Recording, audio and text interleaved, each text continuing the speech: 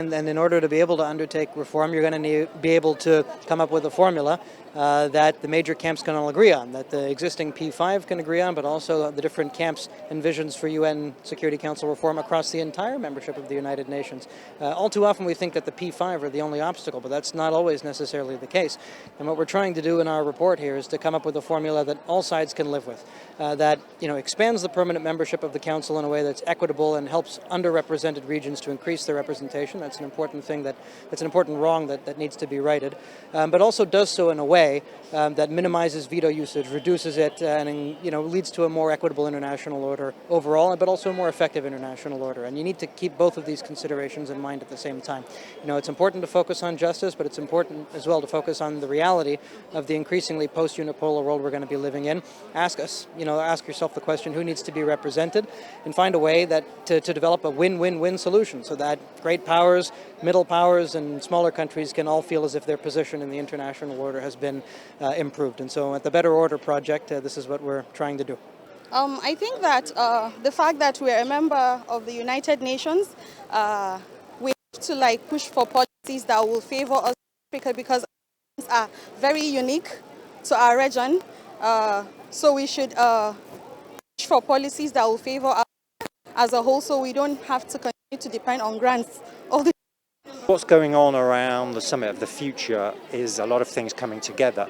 I mean, this is a critical moment in the world.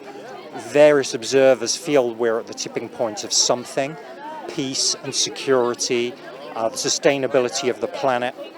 We're also at a tipping point for technology. I mean, that's my particular area. We've been saying that there are lots of things that are important about inclusivity when we think about Africa and its position in the world, and how to address possibly some historical wrongs about poverty in Africa.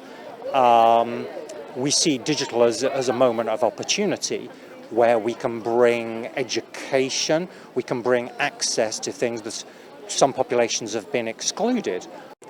As I have attended some of the sessions in Anga, I noticed how that there's a shift in, emphasis on adults to youth. So instead of just youth informed, we want youth consulted, we want youth led. I can see this change. However, I would hope that there will be, concrete methods or mechanisms of support so that our youth can actually be empowered to take place, because I can understand that some of the countries, it can still be conservative. There is still systemic inflexibility, which is can hinder a lot of youth potential, and I think I want to see more of the concrete methods to empower the youth.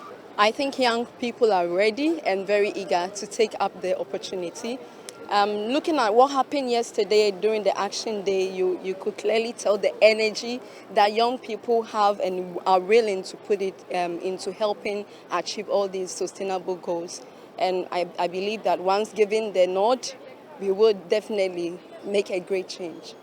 I think as a young person, it's important that some of the future addresses how much the youth can really do on not just a local scale, but also an international scale. Because reaching from a local project to helping your local community, you can really upscale to regional and international.